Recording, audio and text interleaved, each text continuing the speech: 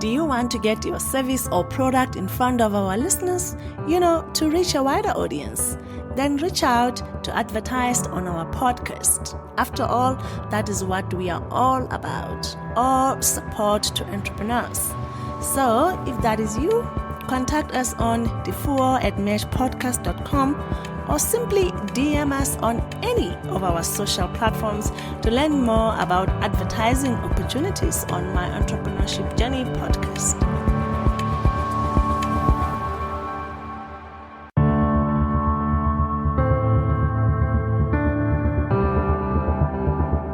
In his book, Maverick, Ricardo Semler penned the following: "As I tell our people constantly, we've all learned how to answer emails on Sundays. But none of us has learned to go to the movies on a Monday afternoon. Until we learn that, we are email slaves, harnessed to the wicked ways of the prophet and lost master."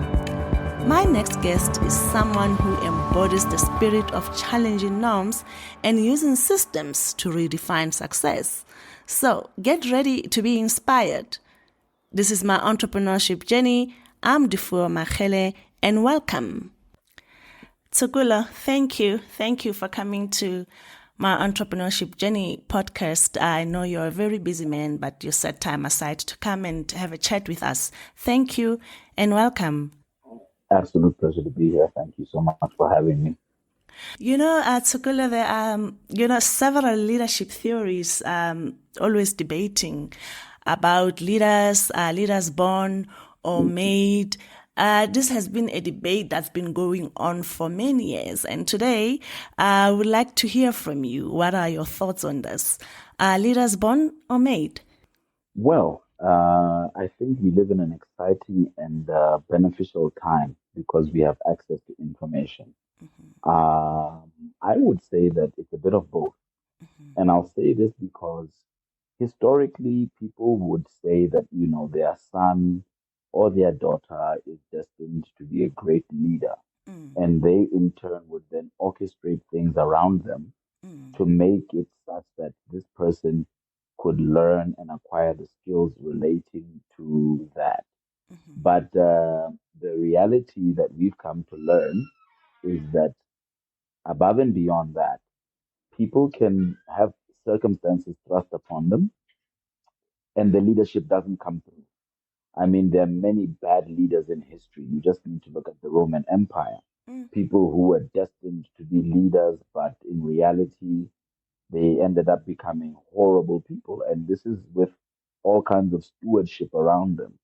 But at the same time, people will say leaders are born. You're born, you're destined, or will make you into a leader. So for me, it's a bit of a hybrid. But the reality now is that circumstance and desire are those that will influence whether a person becomes a leader. And that in that instance, there's a decision that needs to be made on the part of the person who becomes the leader. And there are decisions that need to be made in those who are trying to teach or guide this person into becoming that leader. So for me, it's a combination. It's a combination. Interesting. The reason I ask these questions, leaders born or made, it's because you started your entrepreneurial journey at 18 years of age, and I would like to know, how did that happen? Was it something you knew you wanted to do? Was it circumstantial, or a family member or someone you looked up to, a role model who groomed you to be an entrepreneur? How did that come about? Well, I mean, I'd love to say that I was groomed, but that's not the truth. The reality is, from a very young age, I think around being 5, 6, I had an entrepreneurial mind. And by entrepreneurial, I mean somebody or something that is self-propelling and has a desire to generate and form things for the benefit of self or the benefit of others.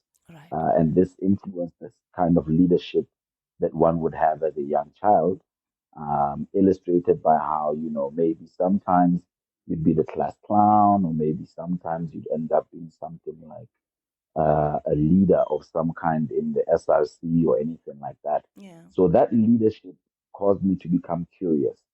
And I think the real spurning issue of all things is curiosity. When you're curious about how things work, when you're curious about how things happen, this is what will drive you to come to the point that maybe you become entrepreneurial because your curiosity drives you to know how to do something and then you take it out on a limb and you want to do it. Right. So for me, I always had a passion and a love for advertising.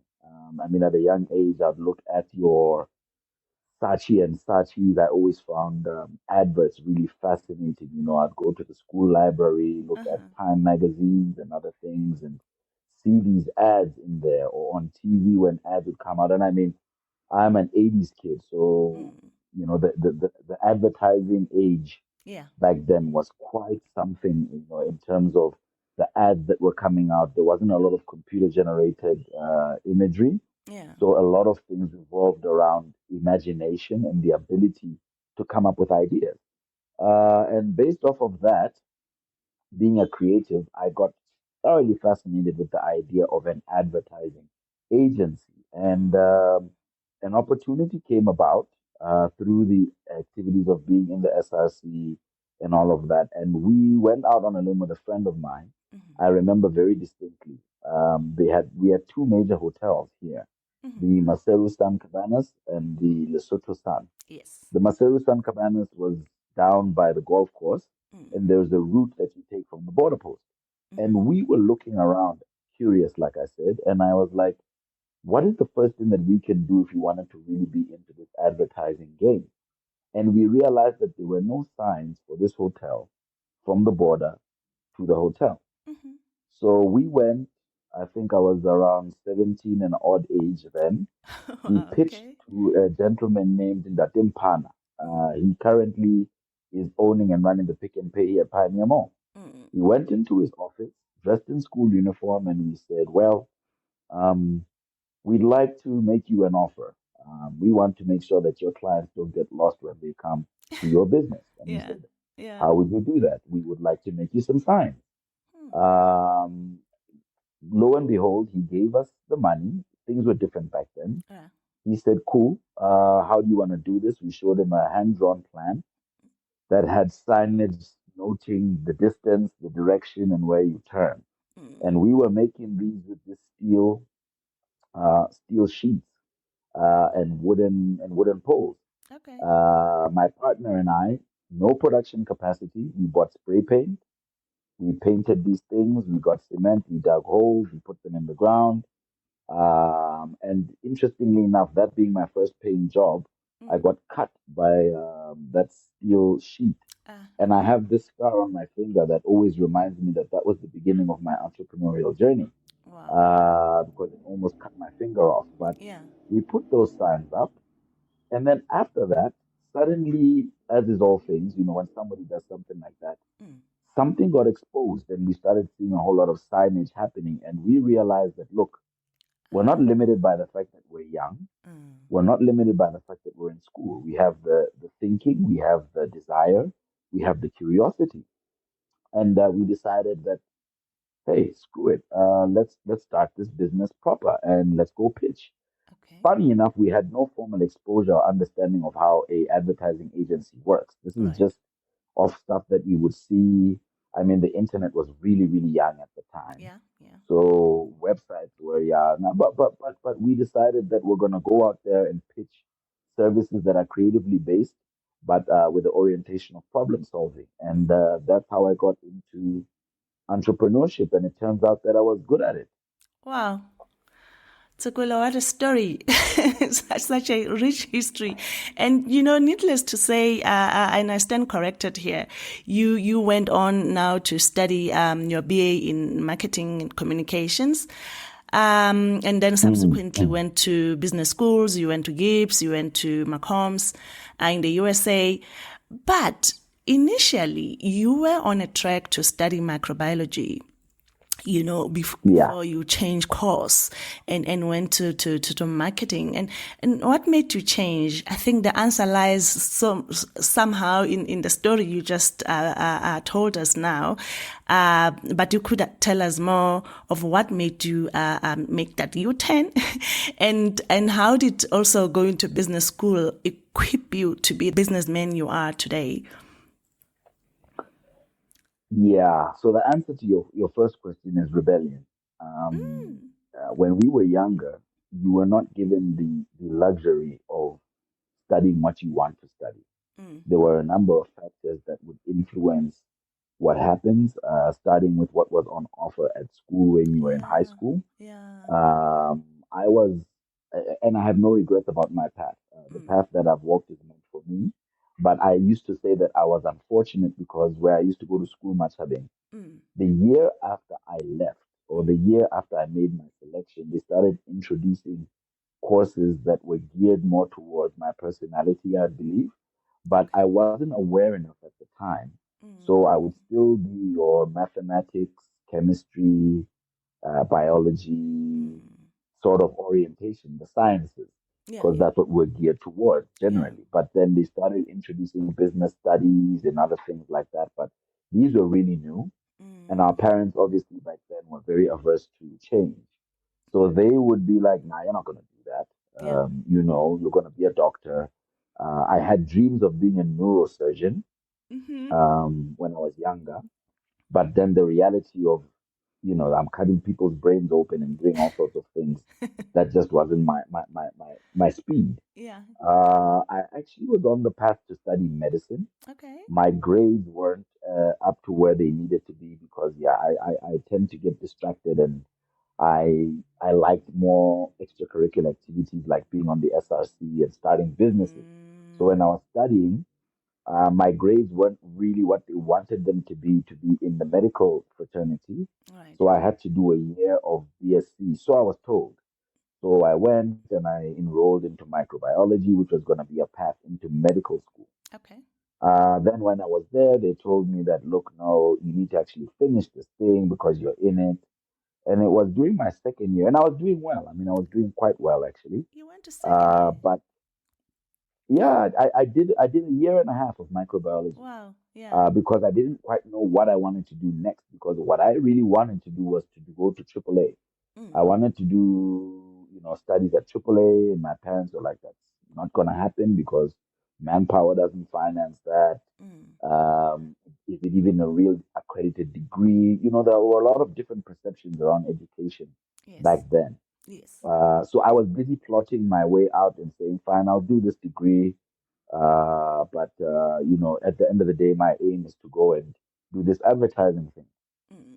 But midway through my second year, they had communications courses at school. And I wasn't interested because it was journalism and then they changed them and they introduced a course called integrated marketing communication.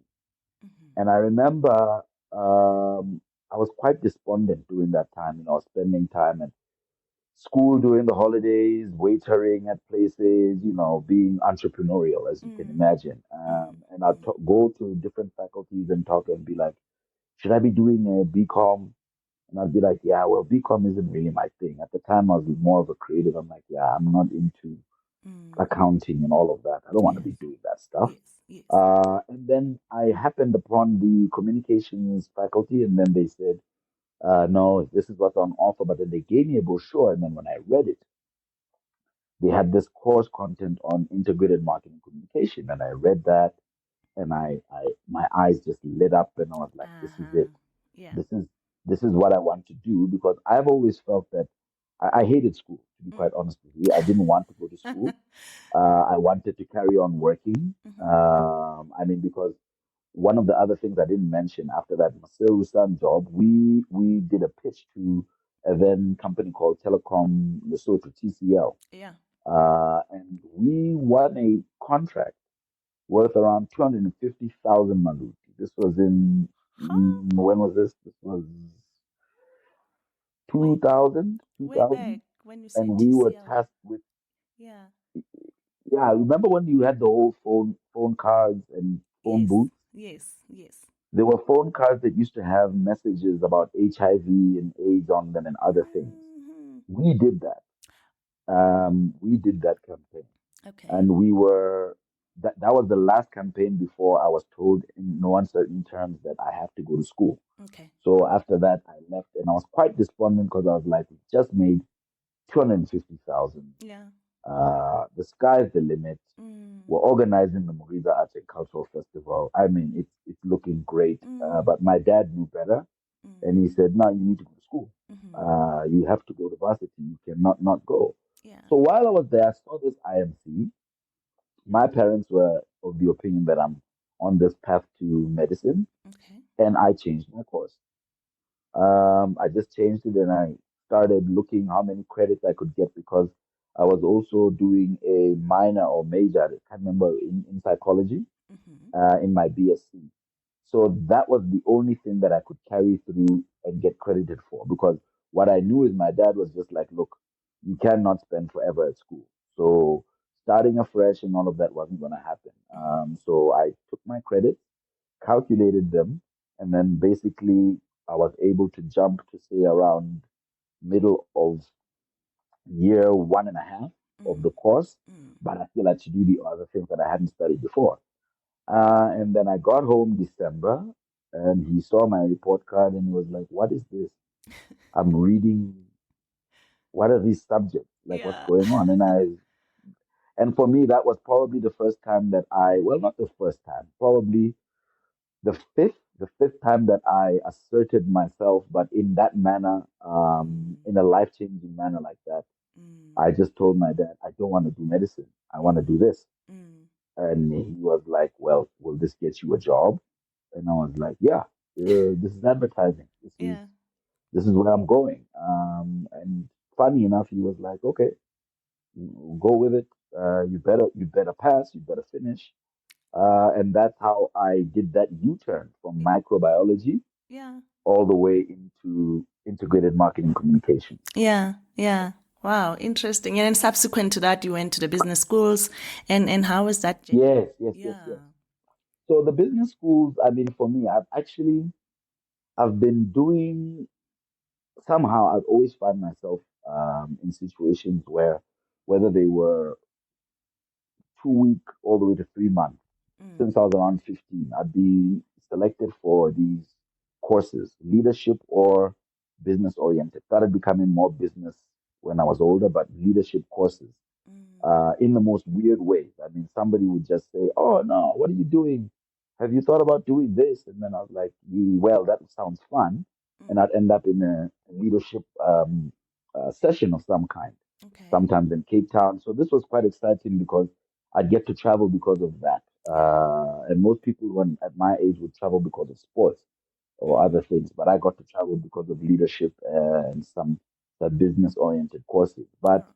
really, fast forward to a much, much later time Mm. when I was working at Metropolitan. I had the privilege because I then, I got a day job because of, what happened at home. My father passed. I Oh. had to come home and I Yeah. needed to reorient myself into Lesotho All right. after having spent a number of years working in Cape Town. I Mm. worked at an architectural practice, oddly enough, Mm-hmm. still doing marketing, not Okay. architecture. Mm-hmm. So then, which was also a hugely eye-opening thing in terms of my thought processes and how I look at marketing as a construct. Mm. That's actually where I managed to work on a project where I got a Gold Louis Award for that. Okay. So that was quite interesting Yeah. because people were like, "Wow, okay, marketer working in architecture." Mm. It Mm. was really weird, but Mm. it worked. But I came back, and being in the corporate world, I then got an enrollment into GIBS, and that really was a paradigm shift because all that time Mm. I still didn't like school.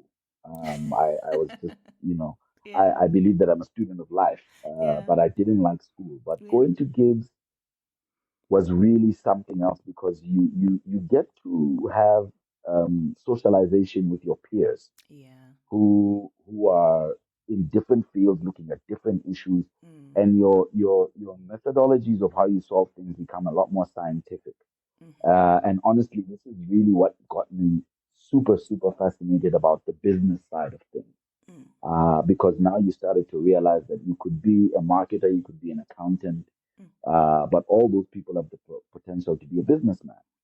And I was always fascinated that a lot of the biggest advertising agencies in the world, as much as they had great creative directors, they were run by business people who are either lawyers, accountants, and I always wondered why that is. I didn't understand where that came from because these aren't creatives, but they end up in these creative spaces.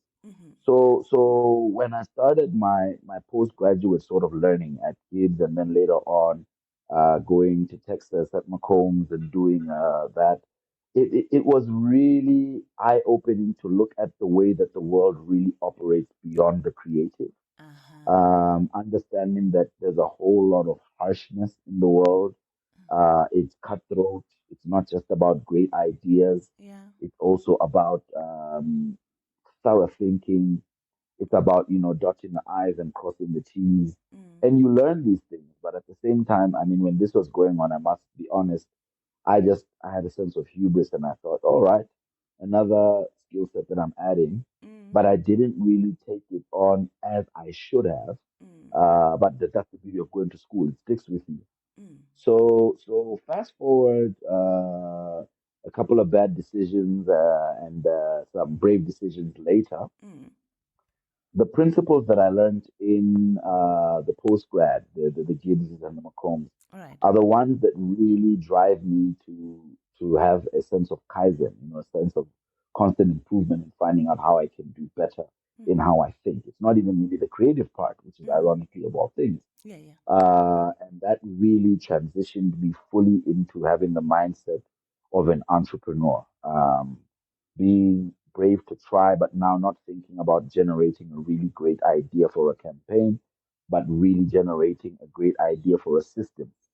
For me, I became fascinated with systems and how you can create systems that have all these other little parts in them that will make up a broader sense of problem solving and efficiency. So that's where the sense of learning came. And I'm so grateful for those experiences and learning from people who are professionals, CEOs, other entrepreneurs, and hearing their journeys because half of the stuff that you learn in these postgraduate places, you could actually just, sit down, YouTube, get books, and teach yourself to do these things, so to speak. But it's the experience of having seasoned lecturers, but also having colleagues who you have to do projects together with. Yeah. I mean, when we're at GIBS, we had to come up with a solution to a real life problem that existed in a MMI, which is the then employer, the Metropolitan Momentum Group, and we won the prize for that. I remember doing the presentation. I was up there presenting, and I had a brilliant team. There were brilliant people on that group who were able to identify pain points and seeing how we can improve how systems work. And that really, it felt like a matrix moment for me. That you now look at everything and you look at it and you say, where is the system in this thing, whether it's a project, whether it's a business, where is the system in it, and how do you look and identify the pain points, how do you relieve them, and how do you make the system as efficient as it can possibly be. Now this is all great, but it's difficult to put into practice because there's moving parts, there's people, there's in the environment. But I must say that for me, having developed that way of looking at things has probably been the most significant lesson that I've learned in my life because it now applies across everything that I do. I constantly look for the system. I constantly look for the pain points. I constantly look at how to relieve them. So as to sort of short circuit the system, but to do it in a proper and methodical manner. So that was really something. And of course, you make connections, man. Being in that space, Networks, exactly. there are people now. I had a call from a colleague from Angola who were in the US with. We met at at my time when I was doing the studies at McCombs, and Mm. he was just telling me now, man, can't wait for you to come to Angola Mm. because he makes a gin, and we met. I was making a gin, or I was working Ah, with gin, and yes. the business connections don't stop. And Yeah. Yeah. you keep seeing that over time, when you're learning these valuable lessons, the seeds that were sown at that time, they Right. weren't just sown with you; they were sown with the people that you met. Yes. Yes. So yeah, it's really, really pivotal on who and how I am today. Yeah. Huh. That's quite interesting, Tsokolo. And now talking about the gin and trout festivals, that movement. What inspired you to start it, and why did you select these two items, gin as an alcohol and trout as a fish? Sure. So this is like a passion for me. I Right. love food. Mm, I love hospitality. Like I said, when I was in university, I became a waiter. mm, And being a waiter, I've always liked throwing parties, mm, entertaining people. yeah. From a young age. My parents used to do that a lot. I mean, Yeah. my father was an ambassador and he was always hosting people in the house. And Mm, after that, he became a business person who was always hosting and lobbying. So, this notion of being the host, because in my home, he wouldn't host on his own. As soon as I was old enough, you would play a part. You're either going to cook, mm, or you're going to help set up, or you're going to serve drinks, or you're mm, going to do whatever, and you meet these people and being able to see how people react when they are in certain spaces and they're given certain experiences and how they are treated, mm, business meeting can go dramatically different from just having a coffee yeah. to having a 15-year-old whiskey. Mm, It's a totally different thing, and people open up differently. So yeah. I think naturally that just became something that I loved because even with my friends where we lived in Red, I was always cooking, hosting, entertaining. It just became part of my DNA. Yeah. And as I was working, being the entrepreneur that I am, Mm, I was getting bored at work when I right. was working at Metropolitan. Yeah. Genuinely, I was just like, yeah, my mind started wandering. And then I then came up with this idea to open a gin bar because I also have the same affinity towards drinks as I do to food. So Mm-hmm. I became really curious about alcohols. I mean, when I was in Cape Town, I immersed myself into wine. I Mm, do wine routes mm, because mm. we did a project once designing the Leopard Leap wine tasting area. I see. So in that time working on that, I just got totally fascinated with wine. Mm, How does it work? The variety, what's it made of? The system, mm. somehow, even at that time, maybe I didn't realize that's what was making me curious, but the system System of wine thinking. Yes. and Yeah. and then from that evolved to the system of whiskey. I Mm, remember, I got into whiskey because I had friends who were into wine while I was in Cape Town. And I'll never forget that I ended up in a situation where, broke, busted, and disgusted as I was, still, a young upstart trying to make my way, uh, I met someone, because Cape Town is cosmopolitan like that, you meet people all over. all I right. met somebody, started talking to them about whiskey at an art gallery, and they invited me to their house and said, yeah, you were telling us about having a whiskey night and you should do it. And I had never been to any kind of whiskey school or anything, but Right. I had only been to the FNB Whiskey Live. Uh-huh. And that's where, going from whiskey stall to whiskey stall, I started learning about whiskey and understanding it. And I ended up hosting a whiskey night in Camps Bay with all sorts of really wealthy people Okay. in a really overwhelming fashion. And that's when I realized that, well, I seem to have a penchant for this whole food and beverage thing. So Uh-huh. gin started fascinating me after that because one, I like the way that when I drink it, it made me feel, but also it's such a simple yet complex spirit in the sense that you have all these botanical profiles that you Yeah. use, different Yeah. things used in it. Mm, And I mm, found it fascinating. I also love the fact that it's not expensive to manufacture mm-hmm. because I do have a desire. Entrepreneurial people keep thinking about making things. Mm. So then I was like, you know what? I wanted to do something different in Lesotho, Mm-hmm. something that reminded me of Cape Town. Mm-hmm. And yeah, we started a gin bar. Yeah. It was called Pins and Stripes. Started this gin bar. It was a lounge. We served only gin. Okay. At the height of it, I had like 56 different gins in there. Mm-hmm. People would come through. It was more of a networking space more than it was your conventional bar. Right. And then off of that, I always loved salmon. Like salmon is Mm. smoked salmon. It's, Mm. it's amazing, delicious stuff. I like seafood. Mm. And then I can't remember where I was, but I remember then somebody gave me trout from Lesotho, and I was like, we have this here at home Yeah. because this is really much like it's very salmony, you know. Yeah. And they were like, nah, we have trout at home.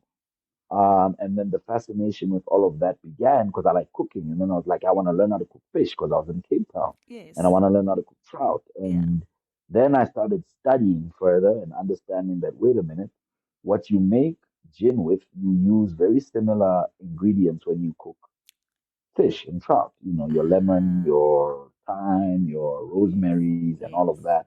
Ah. And I always felt that, I'm quite a patriotic person. I love my country, and I felt, one of the big debates I used to have when I was in Cape Town is I have a friend who's married to a Portuguese lady, Mm. and we are always cooking together. And they're like, but there's no food culture in the soup. This is what Mm. they say, you know. Mm. And it would be a raging debate of what do you mean, and he'd be like, nah, bro, you don't have like spices. Everything is just salt.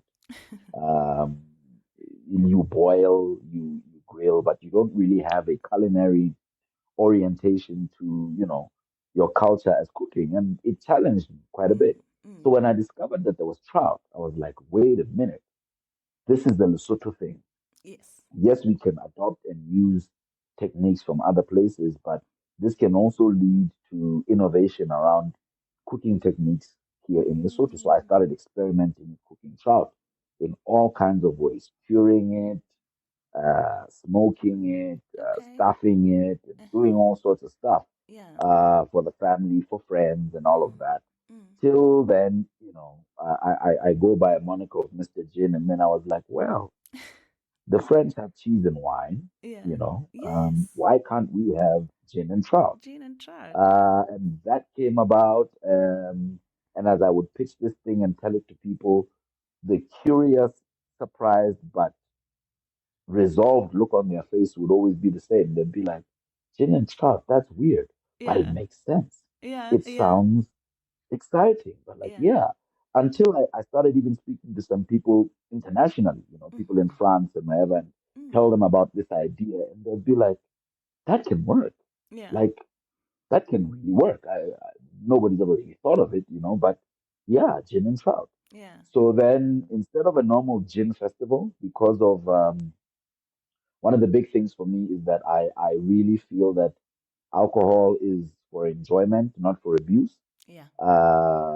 I've had my own experiences with it, and Mm. at the end of the day, you realize in the broader scheme that the places where alcohol is really enjoyed, it develops a lifestyle and it develops an economy around it. Mm. But where it's abused, it becomes the economy, and it's really you miss out on all the other value chains that come thereof. Mm.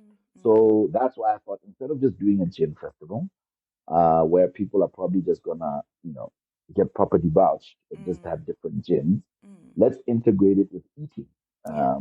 and have this sense of pairing, sort of Mm. like gin and trout. Yeah. Yeah. And interestingly enough, I had my own thought orientation around it, but people and events are interesting in that once you start an event, it will take up a life of its own as per the users. Right. So in my head, I mean, I was benchmarking the gin festivals I'd been to, I was benchmarking the wine festivals I'd been to, Mm-hmm. but people in Lesotho decided that this is an event that has a sense of panache and class, and they felt it has an upmarket feel to it. Okay. One, trout wasn't cheap. Yeah. Gin isn't necessarily expensive. I Yeah. mean, I mean, whiskey is more expensive than it, but that's how people wanted to relate with it. Okay. And I started learning and seeing that. We did it in 2019. It was a new concept. People loved it. We Okay. had Taosu Cultural Village. Yes. And then the darkness happened. COVID happened. The Uh, COVID. you know, Yeah. yeah, COVID happened and everything just went standstill. And at that time, 2019, after seeing what Gin and Trout could do, I then left my job and I Mm. was like, yeah, I'm going to be doing this full time now. Next year, Wow. I'm Yeah. I'm all about gin and trout and my gin bar. Right. And I'm gonna make a gin and I'm gonna do this and I'm gonna be involved in that. And then COVID happened and literally everything just froze. Mm. Mm. Life was very difficult back then, and I Yeah. think if I didn't have my wife at Mm. the time and my young daughter, I don't know what it would have been like because it was a really trying period in all senses of the word. Oh. Familiarly, work-wise, Mm. um, I mean, you've just left your job, Mm. your eggs are now in a certain basket, and you have that entrepreneurial sense. I mean, as entrepreneurs, we don't always plan the best in terms of everything around us. So it Mm-hmm. was really difficult, but it was also an amazing time of reflection and planning. Mm. Um, to think about where did you go wrong? How do you repair? What can you Yes. do? Mm. How do you bulletproof things? And all of this had this thread of gin and trout running in between it. Mm. So I always said that when I start gin and trout again, it wasn't going to stop, and it was going to be a real driver and anchor for a number of other things that I had in mind because the other thing, the whole systemic thinking for me was that gin and trout also offered a lifeline to Lesotho Mm. by way of the value chain. Mm. Mm. If we start making gin here, we grow botanicals, we Mm. establish distilleries, we use the fantastic water that we have. Mm. If Mm. we start looking at fish and become a fish eating people, because normally here we are, red meat, chicken, if Mm. we really drive this culture of trout and fish eating, suddenly you're talking about fish processing, you smoke it, you do that, Mm.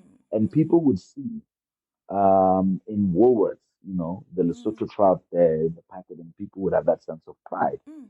Mm. And my view was just that, here you have these two things, food and beverages, Mm. things that people can't do without, but they're close to people's hearts. But there's an opportunity to drive a whole lot through them Mm. to push growth, to push agendas, to push a lot of things. Mm. So yeah, that's how Gin and Trout came about. Wow. We started again in 2022, Mm-hmm.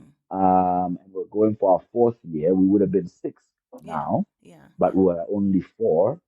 But I mean, yeah, and the growth prospects around Gin and Trout are really exciting Mm. and broad. So Yeah. so yeah, that's Yeah. how Gin and Trout came about. Yeah, yeah. Could you say the this COVID pandemic that came and hit us all, could you say has been the most challenging part of your business? Or there was something else? Definitely, Mm. definitely. Yeah.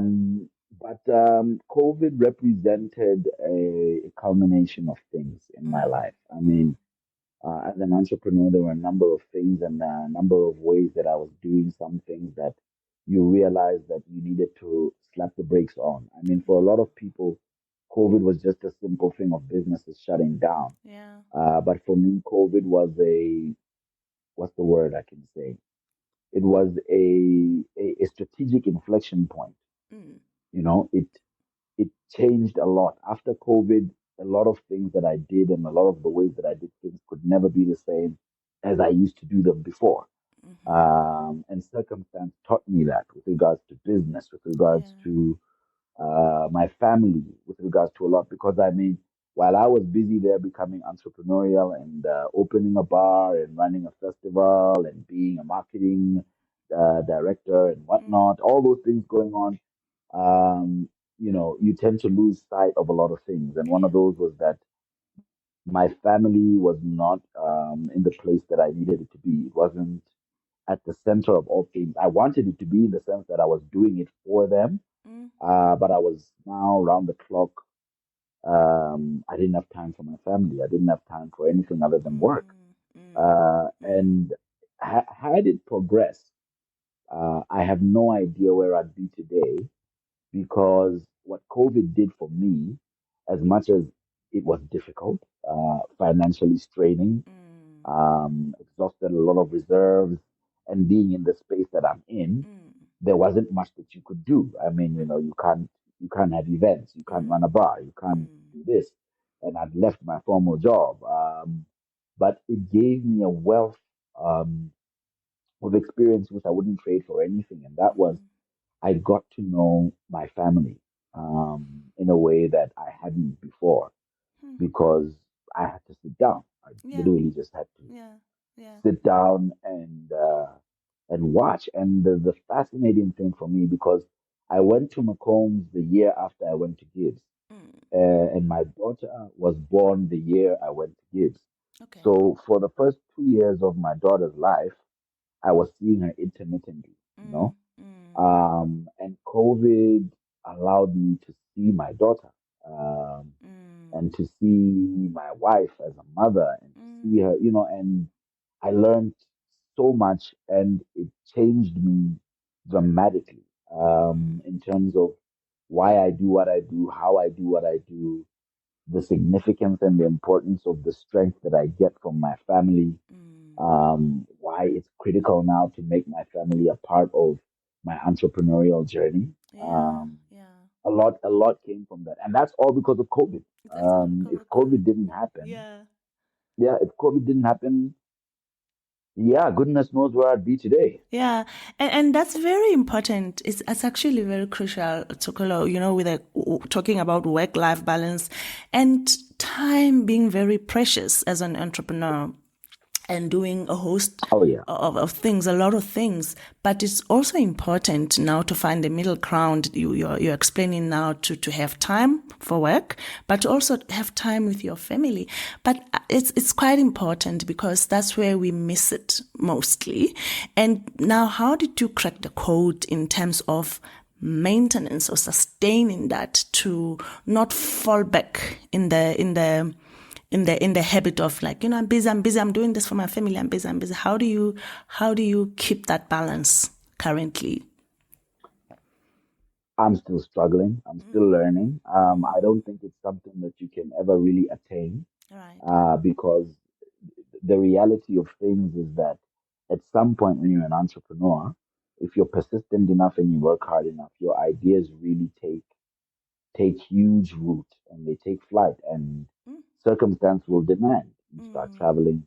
You're all over the world. If your idea is strong enough and the market is broad enough. mm, So I mean, I'm still learning. I mean, like now, for example, Gin and Trout, I have requests and orders to be doing this event in other countries. mm, And I'm going to be doing that and taking it on the road. And that's going to be something new in the mm, context of my work-life balance with my family. mm, But the key thing is prioritization.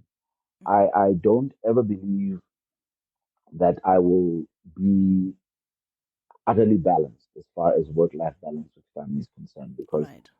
on top of being balanced with your work-life balance in your family, you have to have a work-life balance between your kids and your wife. You need to Mm, make time for your wife. mm, You need to make time for your kids.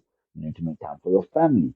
So it's a very difficult and delicate thing that you keep learning about, because life is fluid. But what I can say is that prioritization. mm, I don't go out a lot mm, anymore. I mm, think I was quite the party animal, and I mm, still like to have a good time. But at this moment in time, my time has to be dedicated to my businesses. And if mm, it's not dedicated to my businesses, it has to be dedicated to my family. mm, mm, And then after that, it will be my friends. After that, it will be, and that's the order of precedence. mm, mm, And I'm blessed that, the friends that I do have understand this, because we all pay consequence for what we did. I mean, like I said, I yes. had a really, really robust and fun time before I got married. As Mm, I was all over the place. My mm, friends, they've got a really, really good anthology of memories with me. But mm, being a person who goes hard like I do, I want that to be there for my kids also, mm, and my kids must have those memories of me also. So I need to dedicate that time for them Mm, as I do for my wife, mm, mm, mm. and it's a struggle. It's Yeah. not easy, especially because your partner is a person who you believe is with you, in it with you, whereas they are also needing your time. They are also needing you to be there for them. Mm, So prioritization is the only thing that I can say. I think work-life balance sometimes is a bit of a harsh concept to the mm. entrepreneur, and we end up beating up ourselves that I'm not balanced. Yes. I don't think you should chase balance when you're an entrepreneur Yeah. because it's different. At some point, you need to go hard on the work. Mm. At some point, you need to go hard on the family to recharge. Yes, yes. It's never that even keel. Oh, I get this, I get that right. But Mm, prioritizing, if your business knows that you prioritized it, if your family knows that you've prioritized it, and mm, mm. everybody else understands where their place is, I think you're doing pretty good. Yeah, yeah. And it's actually important. And to also take time for yourself. I remember recently, I think I was suffering from exhaustion. Ah, Mm, this thing yeah. of working. I have to do this. I have to do this. What is my to-do list? What is my to-do list? Of course, I allocate time to my family. I'm not married. I don't have children. So my family being my family, and also I allocate time to be with my partner, but mostly work. So when this exhaustion was coming down on me, and my doctor was telling me, listen, you are doing all these things, and as you do these things, you seem to be handling stuff. You're handling stuff, you're doing this, you're doing that. Okay, fine, everything is under control. You are in that high paced mind mode. But just be aware that at the end of the day, later on, just going to be consequences. Your body will bear the brunt of it. It's when your body is now communicating with you to say, okay, stop. Even if it's just for 2 days, don't open a laptop, don't do anything, just take time to yourself. So I learned that lesson recently, that it is good. It's very important to allocate time accordingly. There's work, there's family, but also time to yourself as well to recharge, so you can be able to continue to do the beautiful work that you do and to do what you love. So thank you for highlighting that, Tsokolo. Thank you so much. And I mean, thank you for sharing. I mean, burnout is real. It's real. Yeah, I yeah, still struggle with that. yeah. I don't know. I still don't know how I handle looking after myself because at the moment, having kids and having family, I sort of put myself last Mm, um, mm, in every kind of way. yeah. So my wife is the one who's always reminding me that you need to look after yourself. You need to Mm, buy yourself something. You need to. mm, mm. But I mean, yeah, it's easier said than done. Yeah, yeah. But yeah, it's definitely necessary because you will burn yourself out. Mm, mm, mm. Yeah, it is. Yeah. It is a thing. Now going back to the gin and trout, how do you now select the people that participate? I mean, I come, I say, hey, I'm a gin maker from Hlotsel, Ribe. I would like to, showcase at one of your events. How do you now select if I'm going to be one of those that participate or not? So the issue there, Mm, and this is the consequence of being a pioneer. right. Sometimes you start things and then the industry follows. Mm, So at current, we only have one gin in the country. okay. We will have another one. I'm in the process of making mine. Okay. But the reality is that the gin industry hasn't really grown. But that's part of the reason that I'm doing what I'm doing because Ah, in South Africa, I think, in fact, let alone South Africa, there are literally thousands of gins around the world. yeah, Thousands. yeah. There's no such thing as market saturation. There's no such thing as somebody's idea. So Mm, Lesotho is in a position to have hundreds of gins. mm, And if anything, the more gins that we have locally, the more the gin festival will have a local flavor. So at current, to do your proof of concept and to get the idea inculcated, you have to go to your neighbor who's closest and say, okay, guys, I'll work mm, with X gin from South Africa. mm, So I try by all means to look and say, one, I do my research. I'll go into bottle stores and I'll see what's on the shelves. Mm. I'll see what people are familiar with, what they're not familiar with, what's moving, what's not moving, Mm. and look at price points. Mm. Based off of that, I then do research and say who's out there in the gin festival circuit, because there are people who do gin festivals and there are people who don't. Mm. And then you try to find that intersection to say who would be willing to come to Lesotho, to come Mm. and expose their product here in Lesotho, be at this event, and allow people to savor and enjoy and learn about their spirit. Mm. Now, the issue with that is, it's easier said than done. Yeah. For some people, Lesotho's far, okay? Mm. So people would love to come here. I mean, a lot of the gyms are made in Cape Town. Mm. They'd love to come here, but then Mm. they're like, geez, we got to drive to Lesotho. We got to deal with customs, and Mm. we're going to sell how much gin? Mm-hmm. Because Lesotho also has the challenge of numbers. We don't have a big population. Mm. Mm. So, you talk about a gin festival in, let's just say, for example, if you go to a gin festival in London, you're talking about something that could have anything between 1,000 and 3,000 people. Yeah. You come to a gin festival in Lesotho, you're talking about an event that could have anything between 5 and 1,200 people. Mm. Mm. So the scale becomes I see. becomes something. I see. But it's exciting because it now influences how the event goes. Mm. Every year, those dynamics, they play a part, and they end up making the Gin and Trout Festival a unique festival to Lesotho. Mm. Over Mm. time, it will attract foreign visitors, like it's already started, people from Bloemfontein, Yeah. people from other areas. Yeah. But now it will have taken on its own nuance of being an event that happens in Lesotho. Mm. So as far as the gins go, I'd love to be able to select people from Lesotho, but they just aren't enough. I see. So what we try to do is offset that with the trout. Mm. Now, the model keeps changing because even um, there are some teething issues. But Mm. the idea is to say, one, we started off talking to people in the street food space Mm. who do trout dishes, and we'd say the condition is you cook your trout in a unique way, so Mm. that we start educating people on the different applications of trout. Mm-hmm. So we'd have different trout stalls. Somebody's grilling it, somebody's boiling it, somebody's sushiing it, somebody's doing whatever. And then there were challenges there for the vendors themselves, and then it evolved into using chefs, because now the issue of variety became a problem, because in the street food circuit, you'd have these clash, four guys wanting to grill it. And you're like, Ah. yeah, well, you're kind of taking away the novelty. Mm. Mm. Uh, but with the chefs, maybe a chef will come up with a unique way of using different ingredients. Mm-hmm. But even that has its challenges, because now the price points start to differ.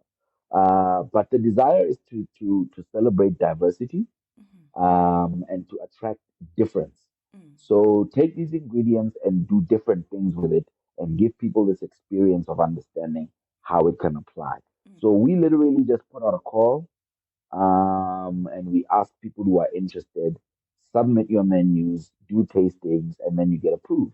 Mm. Like I said, it evolves year on year to fit the circumstance. Mm. So, but our desire is to really see a lot of people looking at both of these ingredients as things that they can gain a livelihood during the course of the year.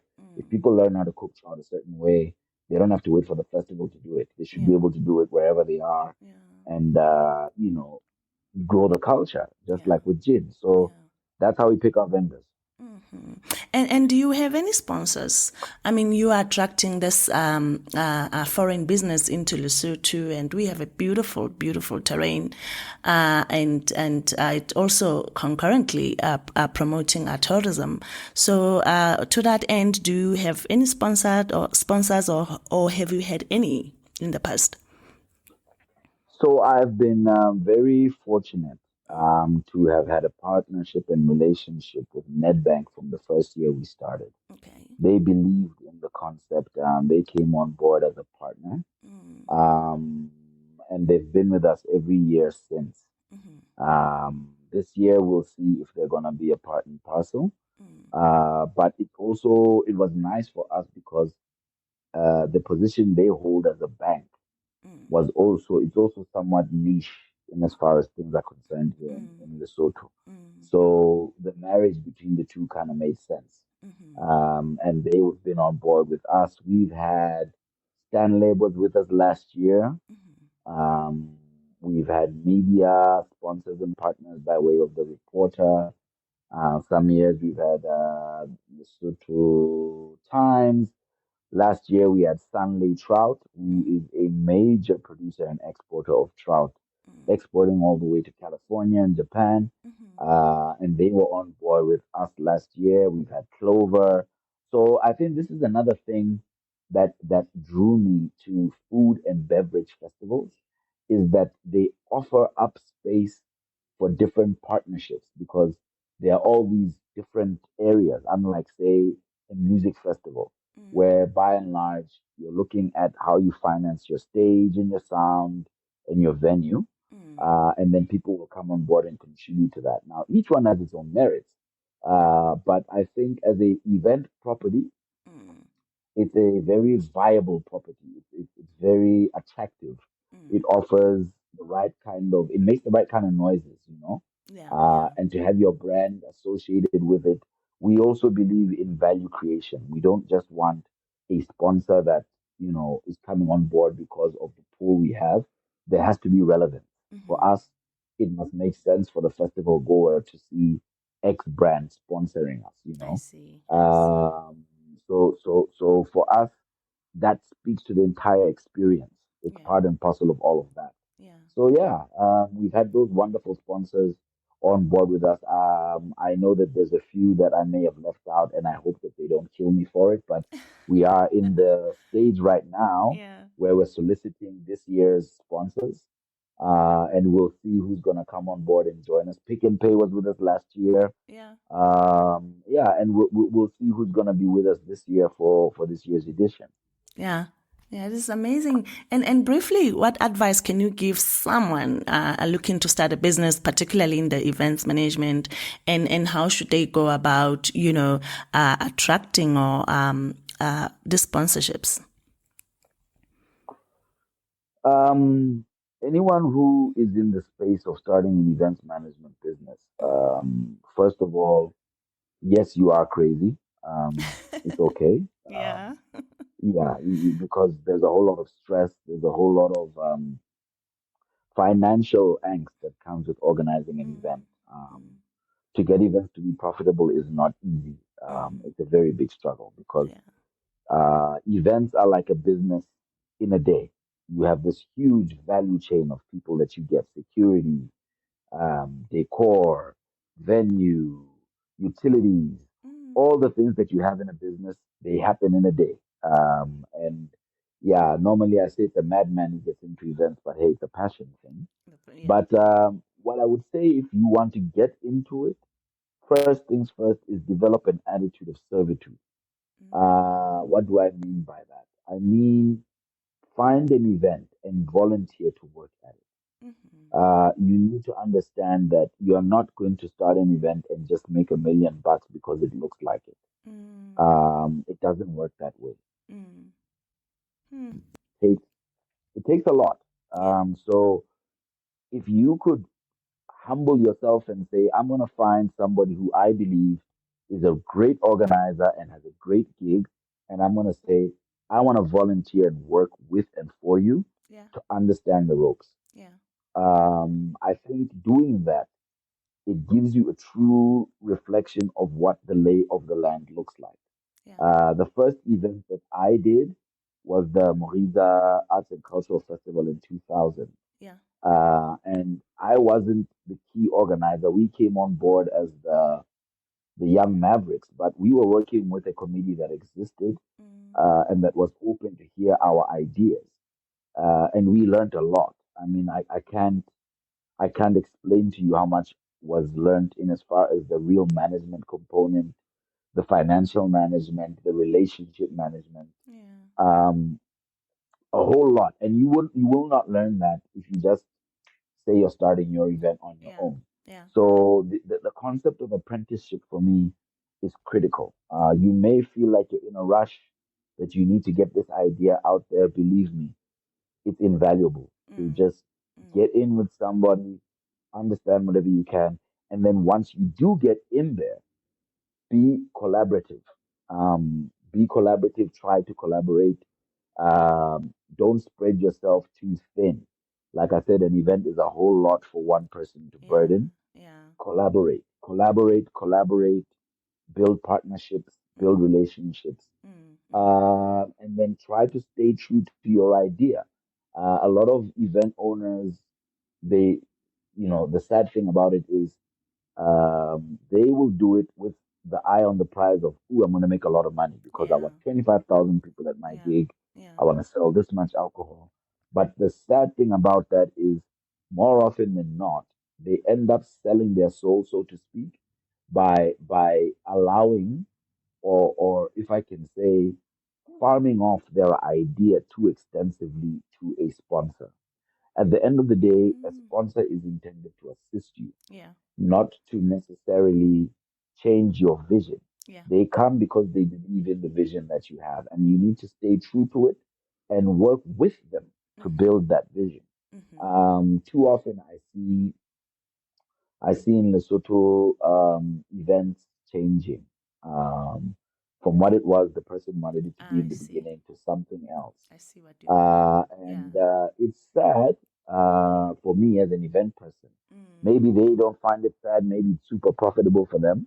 But I feel that you are robbing people of that dream that you had in the beginning of Mm. what this thing was meant to Mm. be. Mm. So, and lastly, try to improve yourself Mm. as a professional events person. You can always get better. Yeah. There's no, I know what I'm doing. Yeah. Yeah, you'll make mistakes each year. You will make some mistake here, but fix that mistake, improve. There must constantly be a desire to be better and to Yeah. be a better business person Yeah. around an event. Yeah. So yeah, that's what I'd suggest. Wow, thank you, Tsokolo. And speaking about collaboration, if there is any business or entertainment house they are listening to our podcast right now and they are looking or would like to collaborate with you, how can they get in contact with you? Oh, great.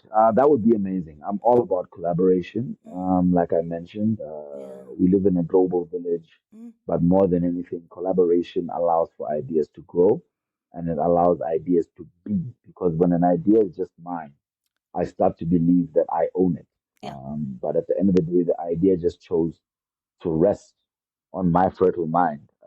And I have no idea how big it could grow. So collaboration is beautiful like that. Anyone who wants to collaborate, please. My email address is Mr. Gin, MRGIN, at gntfestival.co.ls. You can find us, you look at our website, gntfestival.co.ls. I am on Instagram. Instagram, you look for Mr. Jin 3000. I am on Facebook. You look for Tsokolo Makeka. I am on LinkedIn. You look for Tsokolo Makeka. And yeah, I'm not a difficult person to get a hold of, and I'm Yeah. always open to collaborate on my project as Yeah. well as yours. Yeah. So yeah, that's that. Awesome. Awesome. And what is on the horizon for the Lesotho Gin and Trout Fest? Any event we should be looking forward towards in the near future? Oh yes, this year is filled with exciting Yeah. things for Gin and Trout. Yeah. The 14th of December is the date of the festival this year, which happens annually. But above and beyond that, next month, we've divided Gin and Trout into three event properties, so to speak. Right. We have the festival, the Lesotho Gin and Trout Festival, and then we have Lesotho Trout, which is a vehicle that deals with food and culinary issues. We have, I don't want to call it Lesotho Gin, but we have Pins and Stripes, which is the gin component. Yes. So this year, second time running, we have been selected to represent the country. We will be at Bushfire, MTN Bushfire.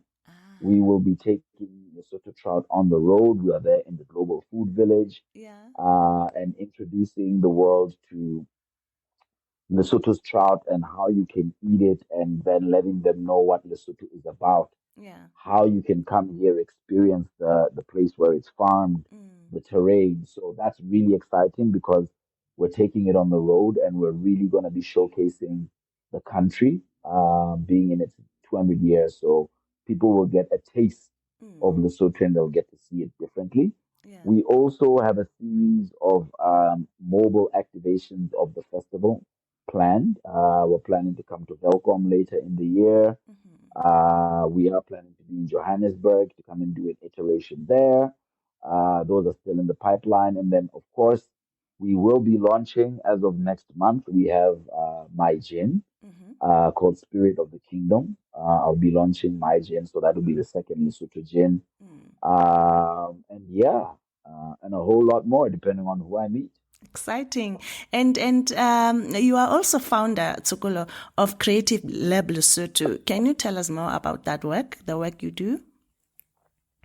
Yes. So the Creative Lab is a strategy-driven marketing communications practice. Mm. Um, During COVID, when I was thinking and wondering around what I can do and I couldn't do events, Yes. the idea came to start that with a couple of guys, and we started that business together. And basically, the Creative Lab is an agency. It operates out of Lesotho here.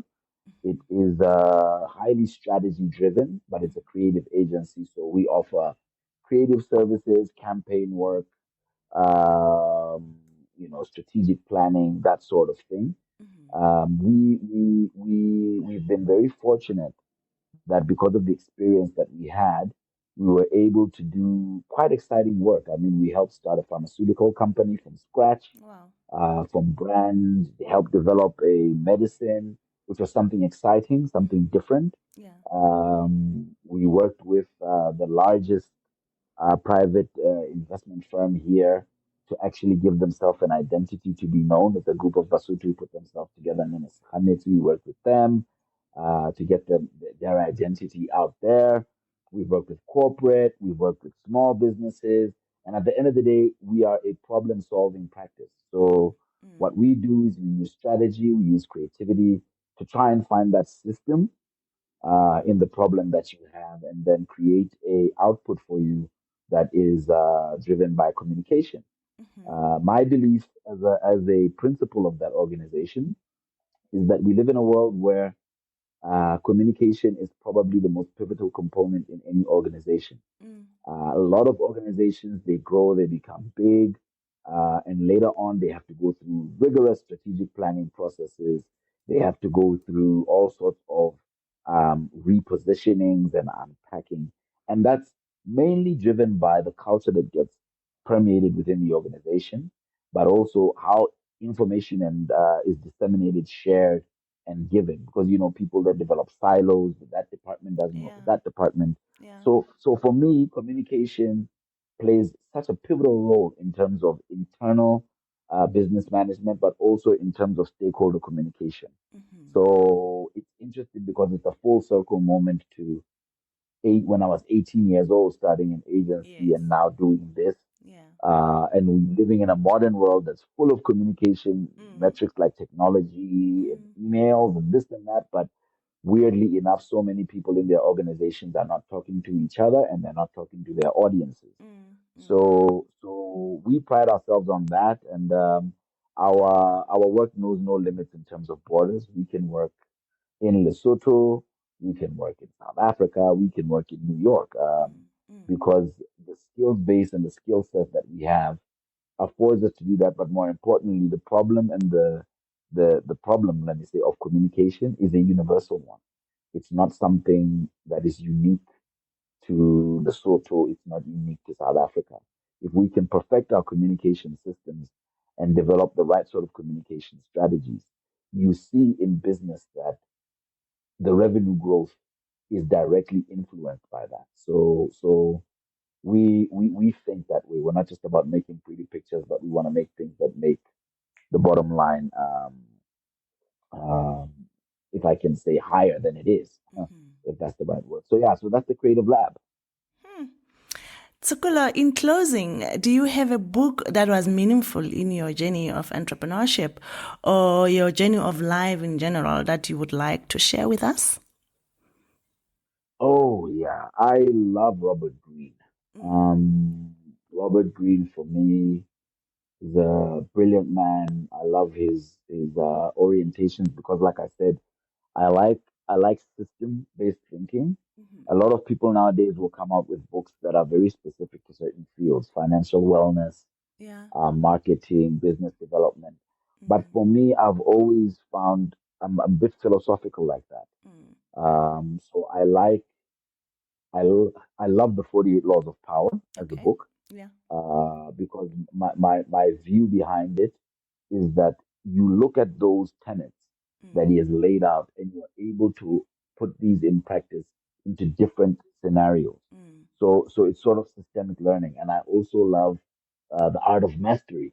These are books that really, for me, you can read them when you're in this situation and apply it. You can read it in that situation and apply it. And Yeah.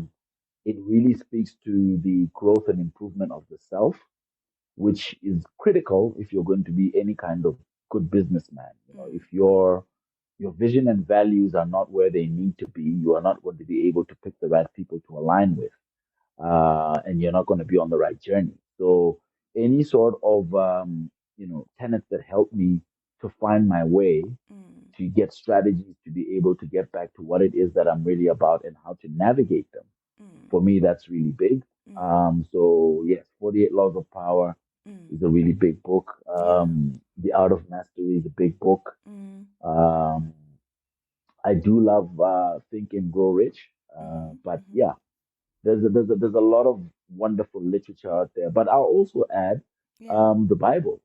It's a very Amazing. principled book. There's so many Yeah. lessons that you learn from it. So for Yeah. me, I keep saying I'm a system-based person. So I will read something and then I study it and I look and I see how can I apply that because it allows me to develop more stronger senses of accountability and value-based thinking in as far as I'm concerned as an individual. So yeah, Yeah. that's that.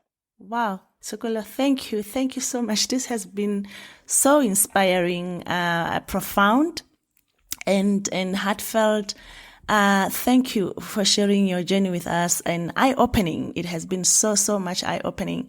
I can't thank you enough. I'm so excited. Thank you for being with us today. No, thank you. I mean, I've never, I can't, I don't, I think you're the first podcast I've done. So Yay!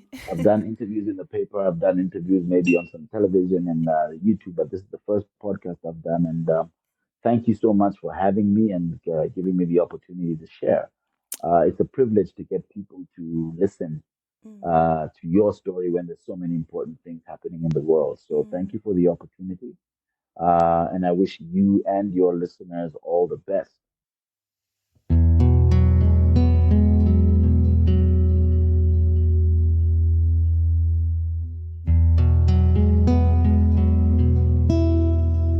Hey, Mesh podcast community. I would like to take this moment to express my sincere gratitude for your support and engagement with our podcast. If you enjoy our show and find value in the insights shared here, I kindly invite you to click the follow or subscribe button on your podcast platform. By doing so, you will ensure that you never miss an episode and stay updated with our latest content. Following or subscribing to our podcast is a simple yet meaningful way to stay connected and be part of our growing community.